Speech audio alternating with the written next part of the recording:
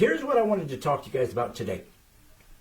So a lot of things have been going on and on and on about America, about wokeism, about cancel culture, and people constantly ask me, are you concerned about being canceled? And I say to them, no, and I'll tell you why. Number one, years ago, I did a comedy routine about political correctness. I've been doing it since 2003, mocking political correctness and warning America about political correctness. But I said at that time, one of the jokes I said was, do you want to stop political correctness? You know how you do it? Now, this is probably 2004 or 5. I don't remember which one it was. Do you want to stop political correctness? I said, you know how you stop it? Don't do it. It's that easy. You see, when you chose to accept the ramification of political correctness, when you allowed the culture to define that your belief system is inherently racist, if it's inherently insensitive, if it hurts people's feelings, if it shouldn't be used, if you are one of these people that have fallen for the false narrative, which I see all the time on my threads, that say this, when I talk about political correctness or dismantle political correctness as the cultural Marxism from the Frankfurt School that it is. Of course, it's hybridized now with critical law theory and critical race theory and postmodernism to become what we now know as political correctness, which has just taken on a whole new, deeper, more robust political correctness on steroids. But that's what wokeness is. That's what cancel culture is. Literally controlling people's thoughts, ideas, minds, hearts, beings, behaviors, freedoms, based on being kind. Do you not see the juxtaposition of nonsense here? Listen, we need to be kind to people, so we're going to cancel you! Listen, we need to be tolerant of people, so you're going to be fired! We need to be loving to people, so don't be so hateful! This is the bull crap that wokeism cancel culture creates. This is what political correctness gone haywire beyond the realm that even I warned about and Put a Helmet On, my launch album that really put me into the conservative world that people saw as, well, I didn't know conservative or Christian could be edgy and, funny and whatever.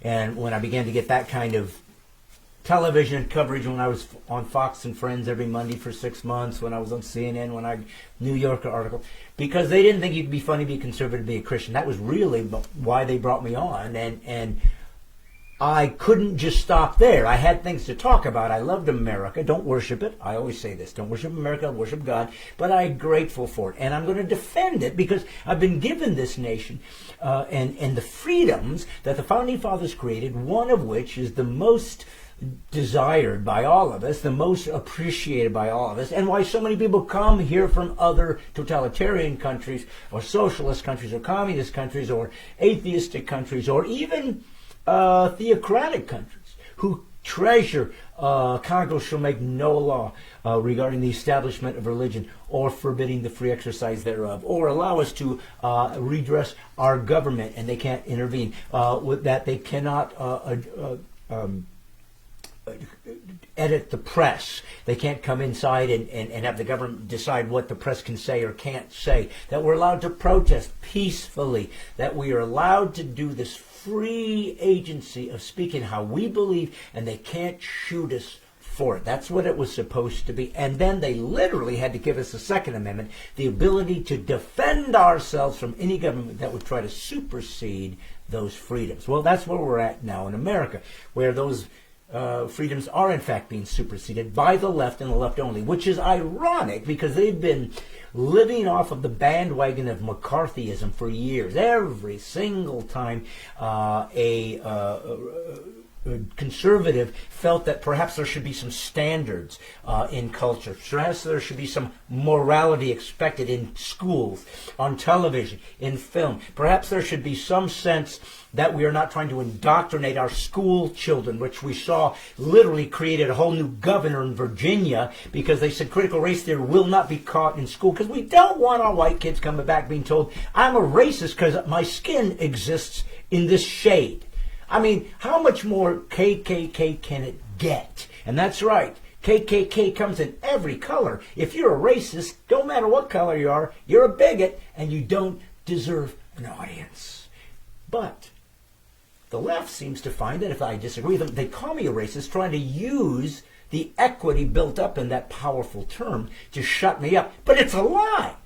So they literally besmirch the very power of the term racism, where it's utilized to actually affect actual racists who should be called to account, who should be said you don't get to treat somebody less than the First Amendment allows, and more importantly, less than God Almighty said. That's why the West was created with the biblical mandate that all people are equal because we're made in the image of God. No other religion ever came up with that. No other philosophy ever came up with that. Did not exist in any other culture. At the time of the Romans, at the time of the Greeks, they expected there to be slaves. They thought that was the way the world worked. They expected that if you didn't want a baby, you could throw it into a latrine or leave it on the side of the road to be put to death because there was no value in that baby. I decide if the value is there. Well, we think of that as absurd. You have a baby, you don't want it, you leave it on the side of the road. We consider that murder. The same baby that only 5 minutes ago could have been inside the mother's womb. And some people say butcher it because that's virtuous, because it gives somebody freedom of choice.